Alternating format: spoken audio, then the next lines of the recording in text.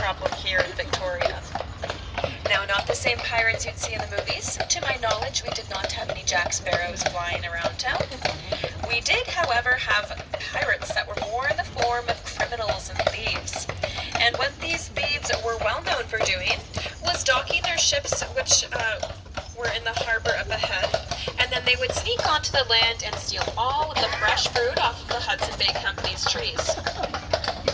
Now that made the Hudson Bay Company pretty crabby, so they started planting a type of tree called horse chestnut trees. Now these trees grow a poisonous variety of chestnuts. They actually have arsenic in them. And they were planted beside the other fruit and nut trees which were safe to eat from. So when the thieves took their fill, they got violently sick. And they couldn't figure out which trees were making them so sick, so they actually stopped stealing from the Hudson Bay Company altogether. So that was a pretty smart plan on their behalf. Getty.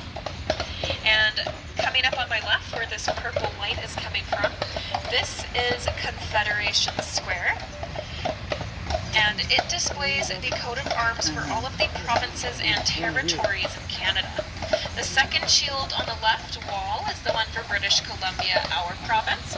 It's the one with the blue squiggly lines and the sunshine on it. And the cement block in front of the staircase is a time capsule. So we placed that there in 1967, and we're going to crack it open in 2067 to see what's inside. Good boy, Jack. Now, on the right-hand side, you may notice that there's lots of strange stuff here. These are actually hitching posts, and these are where our single horse-drawn carriages start and stop from. But it looks like all of our horsies are on tour right now. I would have introduced them to you, but unfortunately they are not here. Easy. Easy. Well, hopefully we'll see one later on the tour at some point. We can all wave at them. Zip, zip.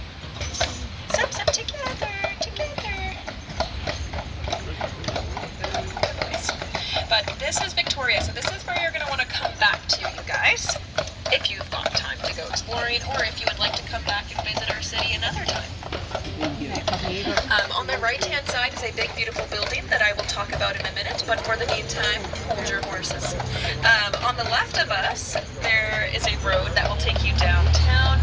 It'll turn into foot traffic at the next intersection, and that's where all of the souvenir shops are, the beautiful pubs and architecture and businesses, 100-year-old businesses down that way. There's also the oldest and smallest Chinatown in Canada down Government Street. There's also the Empress Hotel, which I would like to point out. So this big red brick hotel on the left of us in front. I'm actually going to tell you all about that later on the tour, so just keep it in the back of your noggin for later. But with that being said, you can now direct your attention towards this big, beautiful castle-like building on the right. And it's not a castle. It is the Capitol Building of British Columbia.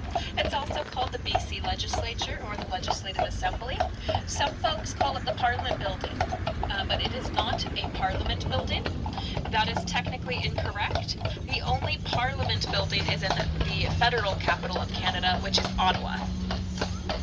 But this Capitol building was built in 1897 by a man named Francis Rattenbury, and Francis was only 25 years old at the time, and he had no previous building experience, not even a degree in architecture.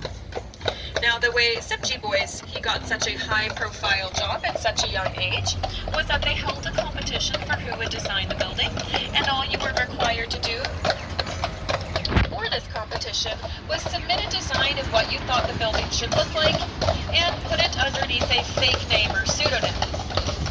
Now that kept the competition anonymous so that there would be no biases as to who the architect would be.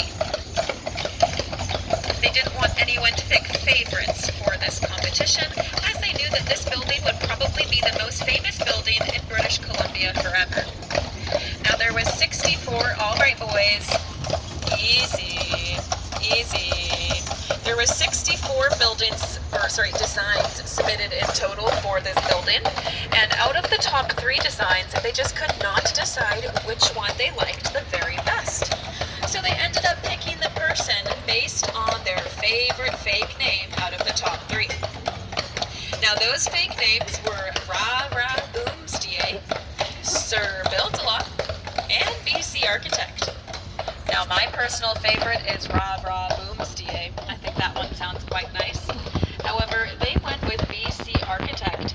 They were hoping that by choosing the most professional sounding name, they would get the most professional guy for the job. And then that certainly backfired on them because they got the kid with absolutely zero experience. But a deal was a deal, so they had to let him do it anyway. And technically they were under the impression that he had some sort of experience because you were supposed to submit a resume along with your design. Now Francis did indeed submit a resume, but his resume was filled with buildings that were all in London, where he was originally from.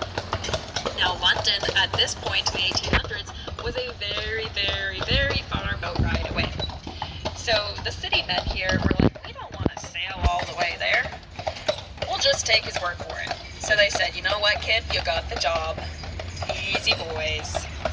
Easy boys and Now, it wasn't until about 5 years later, after this building was fully constructed, so this building was finished in 1897, I should say.